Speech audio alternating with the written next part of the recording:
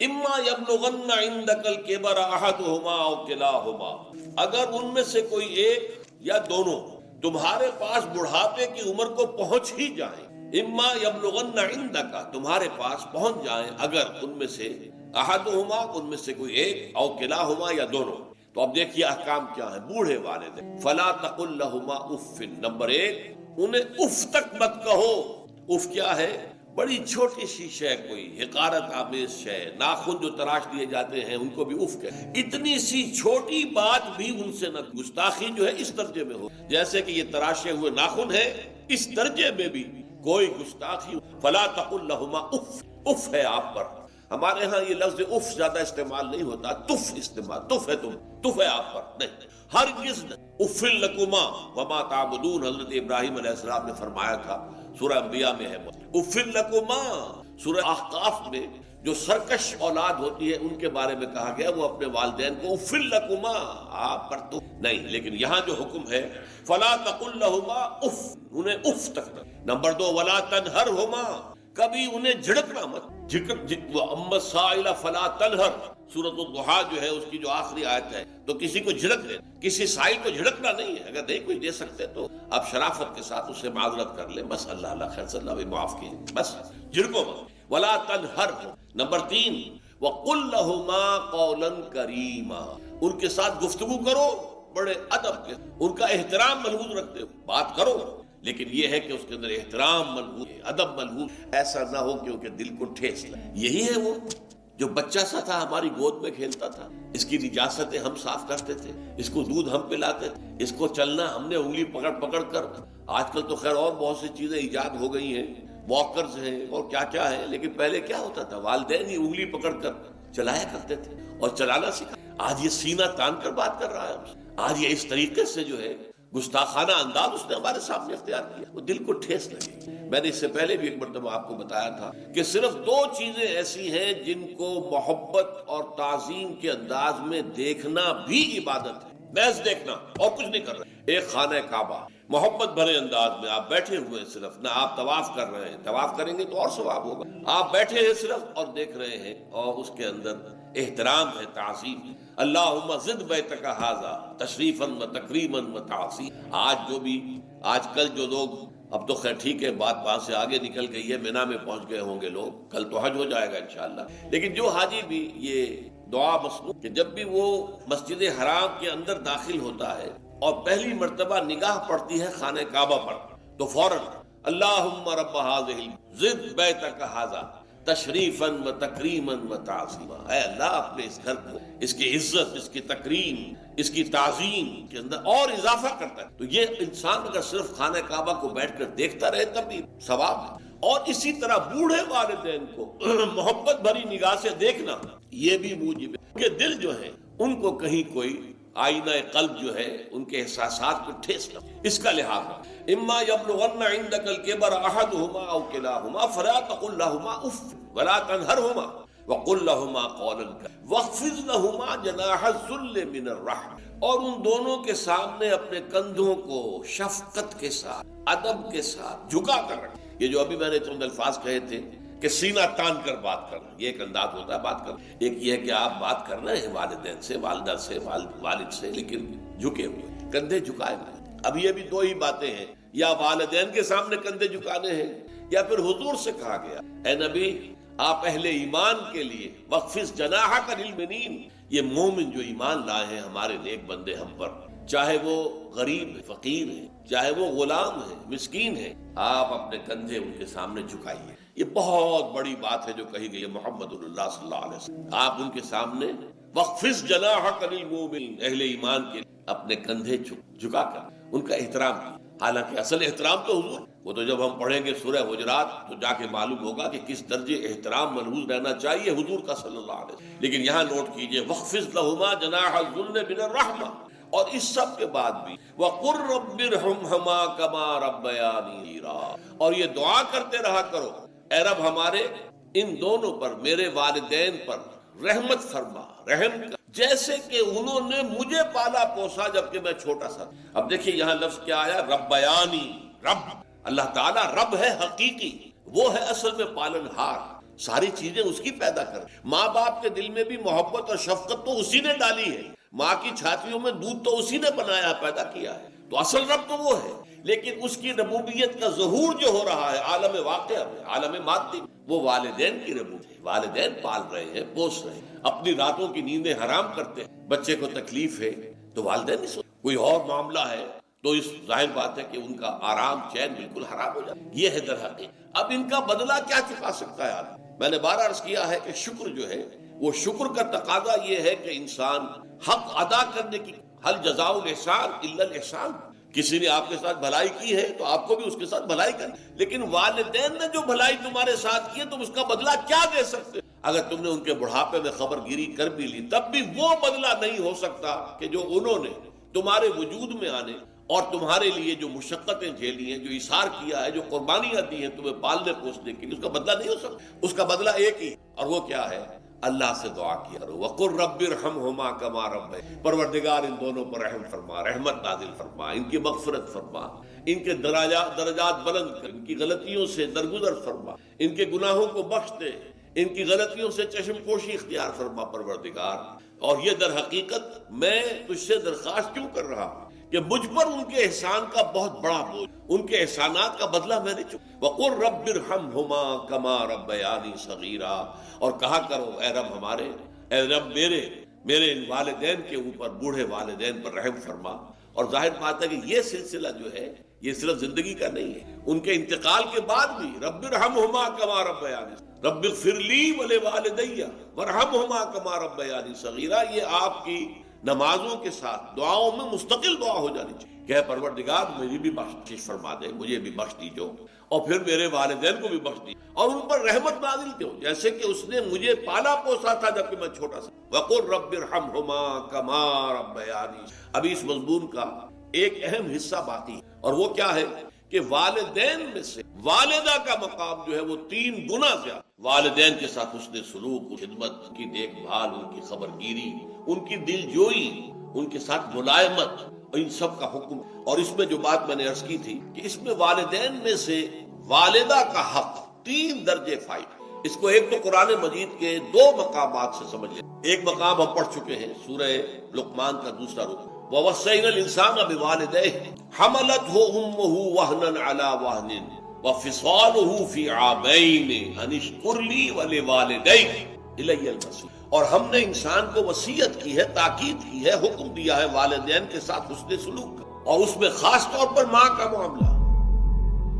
اٹھائے رکھا اسے ماں نے اپنے پیٹ میں، کمزوری پر کمزوری جھیل کے، تکلیف پر تکلیف برداشت کر. کیا کچھ بیتتی ہے عورت پر حمل کے شروع میں تو نہیں، لیکن جو آخری ایام ہوتے ہیں، آخری چند مہینے جو ہے، اس کا بڑا جو ہے پورے وجود جو ہے اس کے اوپر اس کا گہرا اثر. حملتہ امہ وہنا علی وہن، کمزوری پر کمزوری برداشت کر. وفصالہ فی عامین، اور پیدائش کے بعد 2 سال تک وہ جوک کی طرح چمٹا رہتا ہے اس کی چھاتیوں سے، اور دودھ کی شکل میں عورت کے جسم کی توانائی جو ہے در حقیقت وہ منتقل ہو، ماں کے جسم کی توانائی منتقل ہو رہی ہے بچے کے جسم. اور 9 مہینے جو پیٹ میں رہا ہے تو براہ راست ماں کا خون ہے کہ جو اس کو پرورش دے رہا ہے، اور اسی کے ذریعے سے اس کی تمام جو ارتقاء ہو رہا ہے اس کا، اور اس کا یہ جنین کا درجہ بدرجہ بڑھنا، یہ در حقیقت ساری اس کے لیے توانائی اور اس کے لیے غذا وہ ماں کے خون کے ذریعے سے پہنچ. اب یہاں ظاہر بات ہے والدہ کا تو ذکر کر دیا، والد کا نہیں کیا، کہ واقع بات یہ کہ ہمارے وجود میں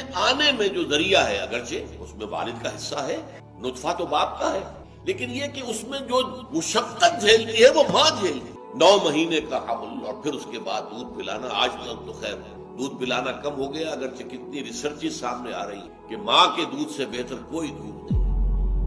جو بچے ماں کے دودھ پر پلتے ہیں وہ صحت مند ہوتے ہیں، بیماریوں سے بچے رہتے ہیں. عورتیں بھی جو نہیں بریسٹ فیڈنگ کرتی ہیں، اپنے بچوں کو دودھ نہیں پلاتی ہیں اپنی چھاتیوں سے، انہیں بیماری ہوتی ہے. کینسر زیادہ انہیں ہوتا ہے. بریسٹ کینسر جو ہے، چھاتیوں کا کینسر، وہ ان عورتوں کو زیادہ ہوتا ہے کہ جو اپنے بچوں کو دودھ. اس کے باوجود ظاہر بات ہے آج کل جو تصور ہو گیا ہے عورتوں کے اندر اپنے جسمانی چستی کو برقرار رکھنا، وہ در حقیقت اس کے لیے یہ سارے کے سارے کام کریں. لیکن یہاں پر میں آپ سے عرض کر رہا تھا کہ والدہ کا حق جو ہے زیادہ فائق بیان کیا. میں نے کہا تھا 3 درجے، وہ 3 درجے کا معاملہ وہ بعد میں آپ کو، وہ ایک حدیث نبوی کی، لیکن یہاں یہ آ گیا کہ والدین کے حق میں خاص طور پر ماں کے حق کے لیے حملته امه وهنا على وهن وفصاله في عامين ان اشكر لي ولوالديك. اللہ نے وصیت کیا کی کہ شکر کرو میرا اور اپنے والدین کا. اب یہاں دیکھیے پھر اللہ نے اپنے ساتھ بالکل متصل کر دیا ہے. شکر کرو میرا اور اپنے والدین کا. میں تمہارا خالق ہوں، حقیقی رازق میں ہوں، حقیقی رب میں ہوں، تمہیں پالنے پوسنے والا میں ہوں، پالنہار میں ہوں، سب کچھ میں ہوں. لہذا پہلے شکر تو میرا کروں، انشکر لی.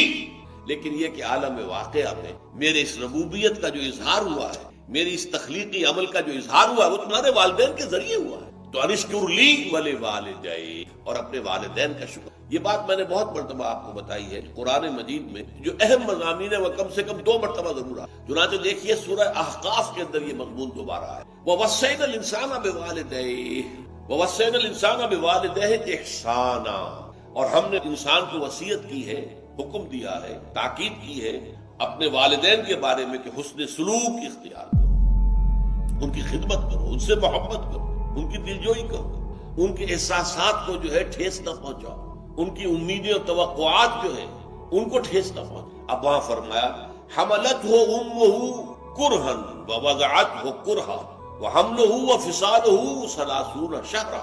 اس کی ماں نے اسے اٹھایا رکھا تکلیف جھیل کے، کرہا ووضعتہ، اور پھر اسے جو ہے جنا ہے. اب یہ جو عمل ہے پیدائش کا کس قدر تکلیف دہ ہوتا ہے. پچھلے زمانے میں تو آپ کو معلوم ہے کہ عورت کا وضع حمل کے بعد زندگی کو سمجھا جاتا تھا کہ نئی زندگی کے لیے. اس درجے یہ پرخطر معاملہ ہوتا تھا. کتنی ہی ولادتوں کے معاملے میں پھر جو بخار ہو جاتا تھا، کیونکہ ہائیجین تو تھی نہیں، دائیاں آتی تھی، گندے کپڑے گندے چیتڑوں سے کام کر رہی ہیں، اس سے یہ کہ انفیکشن ہوتی تھی. اور پھر جو یہ بخار ہو جاتا تھا اس میں وہ تو انتہائی ڈیڈلی. اور پھر ظاہر بات ہے کہ وہ اینٹی بایوٹکس بھی نہیں تھے کہ اس انفیکشن کو علاج کیا. آج کل تو معاملہ بہت بہتر ہو چکا، لیکن یہ کہ واقعتاً پچھلے زمانے میں چائلڈ برتھ کے بعد عورت کی زندگی ایک نئی زندگی ہوتی. لیکن یہ کہ آج بھی تکلیف جو جھیلتی، ویسے اب یہ اس میں بھی ایک معاملہ غلط ہو، اور وہ یہ ہے کہ تکلیف سے بچنے کے لیے آپریشن کا راستہ اختیار کیا. امریکہ وغیرہ میں، یورپ میں تو اس کا بہت رواج ہے. نہ عورت تکلیف جھیلنے کو تیار ہے، اور ڈاکٹروں کے لیے آمدنی بہت ہے. آپریشن کرے گا یا کرے گی کوئی لیڈی ڈاکٹر، اس کو آمدنی کی. نارمل اگر ڈیلیوری ہے تو اسے کیا ملے گا؟ کچھ بھی نہیں. لیکن اگر آپریشن ہو گیا ہے تو اسپتال میں بھی 2-3 دن رہے گی، 4 دن رہے گی، اور اس سے آمدنی، اور اس سے پھر یہ ہے اور طرح طرح کی جو ہے وہ خرابیاں پیدا ہو رہی ہیں. آج کل اس کے خلاف بڑا پروپیگنڈا ہو رہا ہے امریکہ کہ مت کرو یہ کام. نیچرل جو برتھ ہے اس کے لیے پروسیس اللہ نے مت دیا، اسی کو اختیار. تو فرمایا وَوَصَّيْنَا الْإِنسَانَ بِوَالِدَيْهِ إِحْسَانًا حَمَلَتْهُ أُمُّهُ كُرْهًا وَوَضَعَتْهُ كُرْهًا وَحَمْلُهُ وَفِصَالُهُ 30 شهرًا. اور اس کو حمل اور پھر اس کو دودھ پلانا، دودھ چھڑانا 30 مہینے، 2.5 سال، بلکہ اس سے بھی زیادہ کا وقت لگتا ہے. اب یہاں حدیث سن لیجئے کہ ایک صحابی نے حضور سے پوچھا کہ حضور میرے حسن سلوک کا اولین مستحق کون ہے؟ آپ نے فرمایا تیری والدہ. میں نے پھر سوال کیا ان کے بعد کون؟ پھر فرمایا تیری والدہ. پھر سوال کیا ان کے بعد کون؟ پھر جواب یہی تھا تیری والدہ. چوتھی مرتبہ پوچھا ہے کہ پھر کون؟ تو فرمایا تیرے والد. یہاں سے در حقیقت وہ 3 اور 1 کی نسبت قائم ہو. حدیث کی خدمت کا جہاں تک تعلق ہے، والدہ کی خدمت باپ کی خدمت سے 3 درجے فائدہ. فرمان نبوی کے اللہ نے مضمون کی تکمیل کے لیے وَوَصَّيْنَا الْإِنسَانَ بِوَالِدَيْهِ سے پہلے سورہ عنکبوت میں آیا وَوَصَّيْنَا الْإِنسَانَ بِوَالِدَيْهِ حُسْنًا. ہم نے انسان کو وصیت کی ہے والدین کی بھلائی، ایک سلوک. اچھا، والدین میں سے والدہ کا معاملہ والد کے مقابلے میں بہت بڑا. والد تو آپ کو معلوم ہے جو بھی ایک تعلق ہوا بیوی سے، اس کے بعد کا جو سارا معاملہ ہے وہ تو ماں کے پیٹ میں، ماں کا خون چوس کر وہ بچہ. حملتہ امہ وہنا علی وہن، اسے اٹھائے رکھا اس کی ماں نے کمزوری پر کمزوری جھیل کر. وفصالہ فی عامین، پھر 2 سال جوک کی طرح چمٹا رہا ہے اور اس کا دودھ پیتا رہا ہے، اس کی توانائی سچ کرتا. لہذا والدہ کا حق والد کے مقابلے ایک حدیث نبوی کی روح سے 3 گنا. یہ بہت اہم نقطہ ہے. یہ ایک حدیث میں آتا ہے کہ ایک صحابی نے پوچھا حضور میرے حسن سلوک کا اولین مستحق کون؟ فرمایا تیری ماں. کہا ان کے بعد؟ فرمایا تیری ماں. تیسری مرتبہ پوچھا ان کے بعد؟ تیری ماں.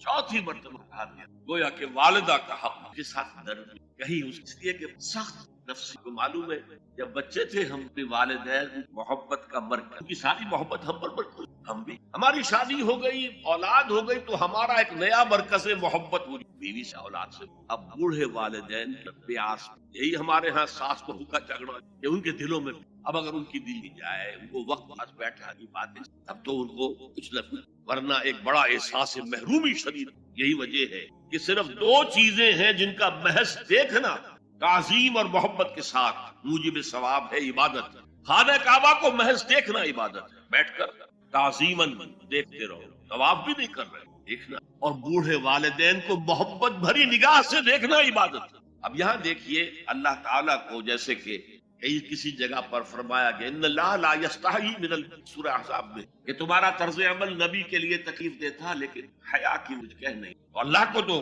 کوئی حیا جو ہے کسی حقیقت کو روک لینے پر آمادہ نہیں۔ تو یہاں اللہ صاف فرما رہا اشکر لی ولی والدین، پہلے شکر میرا ہے، خالق میں ہوں، والدین کے دل میں شفقت میں نے ڈالی ہے، مقدم شکر میرا ہوگا۔ ولی والدین، مخلوق میں سب سے زیادہ شکر والدین ہے۔ اور یہ قرآن میں 5 جگہ آیا ہے، وَقَضَىٰ رَبُّكَ أَلَّا تَعْبُدُوا إِلَّا إِيَّاهُ وَبِالْوَالِدَيْنِ إِحْسَانًا، سورہ بقرہ میں، سورہ نساء میں، ان اشکر لی وَلِوَالِدَيْكَ إِلَيَّ الْمَصِيرُ، لوٹنا تو میری طرف ہے، میں حساب لے لوں گا کہ تم نے میرا بھی شکر ادا کیا تھا یا نہیں، اور اپنے والدین کا بھی شکر ادا کیا۔ اب دیکھیے 2 چیزیں آئی، ایک شکر اللہ کا اور اس کا تقاضا شرک نہ، ایک شکر والدین کا۔ اگر یہ دونوں چیزیں ٹکرا جائیں، اس کا منطقی ربط ہے قرآن میں، والدین حکم دے رہے ہیں شرک کرو، کیا کریں گے؟ آپ کے علم میں ہوگا حضرت سعد ابن ابی وقاص رضی اللہ تعالی عنہ، عشرہ مبشرہ، نوجوان تھے، ایز اے ٹین ایمان لائے ہیں، باپ کو فوت ہوئے عرصہ ہو گیا، ماں نے بڑی محبت سے، مال بہت چھوڑ گیا،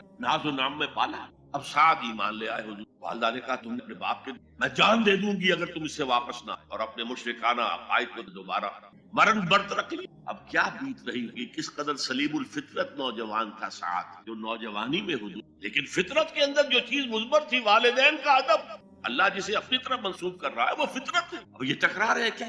آیت نازل ہوئی، اور یہ آیت قرآن کا نہیں، یہاں اگر وہ تمہیں مجبور کرے، جاہداکا کا لفظ بھی یہاں پہ نوٹ کیجئے، اگر تم سے جہاد کرے، یہ جہاد صرف مسلمان نہیں کرتا، جہاد تو کافر بھی کرتا ہے، مشرک بھی کرتا ہے، لیکن جہاد ہے، مجبور کر رہے ہیں، پریس کر رہے ہیں کہ اپنے آبائی دین میں واپس آئے۔ مصعب بن عمیر کو برہنہ مادرزاد کر کے چچا نے نکال دی، نہایت ناز و نام میں پلا ہوا نوجوان۔ نہرو جی کے بارے میں کہا جاتا ہے ان کے کپڑے پیرس سے سل کر آتے تھے، ان کا 200 درہم کا جوڑا شام سے تیار ہو، باپ اتنی دولت، اور جہاں سے مصعب گزر جاتا تھا خوشبو اتنی رچی بسی ہوتی تھی ان کے لباس میں کہ پوری گلی، پورا بازار مہک جائے، لوگ ہاں مصعب جا۔ جب ایمان لے آئے چچا نے کہا یہ ساری دولت تمہارے مجھ، اب نکل جاؤ گھر سے، تمہارا کوئی حق نہیں ہے۔ اٹھ کر چلنے لگے تو کہا یہ کپڑے جو تمہارے جسم پر ہے وہ بھی اسی مشرک باپ کے، اتار دو۔ مادرزاد برہنہ ہو ماں کے، انہوں نے آنکھوں پر ہاتھ، وہ سب کیا ہوا ہے؟ کہا ماں میں موحد ہوں، یہ ہے موحد اپنے آپ کو سمجھنا، زندہ قوت تھی زمانے میں یہ توحید کا بھی، اور اب کیا ہے فقط ایک مسئلہ علم کلام۔ وَإِن جَاهَدَاكَ عَلَىٰ أَن تُشْرِكَ بِي مَا لَيْسَ لَكَ بِهِ عِلْمٌ فَلَا تُطِعْهُمَا۔ اچھا یہ 2 انداز آتے ہیں شرک کے، مَا لَيْسَ لَكَ بِهِ علم، تمہارے پاس کوئی علم نہیں ہے ان ہستیوں کے بارے میں جن کے بارے میں کہا جاتا ہے کہ وہ خدا کی عقل جو ہے، یہ عقل انسانی تسلیم نہیں کرتی۔ ایک ہی ارادہ ہے، ایک ہی اسکیم ہے، ایک ہی حکمت ہے، ایک ہی پلان ہے جو پوری کائنات کو اپنے احاطے میں لیے ہوئے۔ یا کہا جاتا ہے ما لم ينزل به سلطانا، کسی ایسی ہستی کو جس کے لیے اللہ نے کوئی سند نہیں اتارا، اللہ تو کہتا میرے ساتھ یہ بھی شریک ہے تو ٹھیک ہے، ہم اللہ کو سجدہ کرتے ہیں، جیسے کہ حضور سے کہلوایا گیا ان کان للرحمن ولد فانا اول العابدین، اگر رحمان کا کوئی بیٹا ہوتا سب سے پہلے میں عبادت کرتا ہوں۔ کوئی نہیں ہے، نہ بیٹا ہے نہ بیٹی ہے، قل هو اللہ احد اللہ الصمد لم یلد ولم یولد ولم یکن له، فرمایا وَإِن جَاهَدَاكَ عَلَىٰ أَن تُشْرِكَ بِي مَا لَيْسَ لَكَ بِهِ عِلْمٌ فَلَا تُطِعْهُمَا، لیکن یہی توازن یہ صرف اللہ کے کلام میں ہو سکتا ہے، یہ نہیں کہ پھر ان کو دفاع کرو، ان سے کوئی تعلق نہ رکھو، نہیں۔ صاحبهما فی الدنیا معروف، ان کا کہنا تو مت مانو اس معاملے، اللہ کا حق احق ہے، بالا تر ہے، لیکن ان کے ساتھ دنیا میں رہو، ان کے حکم، چاہے مشرک ہے والد، چاہے کافر ہے والد، ان کی خدمت تمہارے ذمہ، ان کی ضروریات پورا کرنا تمہارے ذمہ، اپنے مقدرت کے مطابق۔ صاحبہما فی الدنیا معروفا، اور واتبع سبیل من اناب الی، پیروی والدین کی ضروری نہیں ہے، اطاعت والدین کی لازمی نہیں ہے، لا طاعت لمخلوق فی معصیت الخالق، کسی مخلوق کی اطاعت نہیں کی جا سکتی اگر اس سے خالق کی معصیت لازم آ رہی۔ تو والدین کی اطاعت مطلق نہیں، پیروی ان کی ضروری نہیں ہے، پیروی اس کی کرو جس نے اپنا رخ میری طرف کر۔ ابھی اللہ کا کلام چل درمیان میں جو ہے اتباع اس کی کون ہے؟ جس نے اپنا رخ میری طرف کر لیا ہے، پیروی اس کی کرو، والدین کی نہیں۔ اسی لیے سورہ بقرہ کے تیسری رکن آیت جہاں حضور کی دعوت کا بیان ہے وہ کیا ہے؟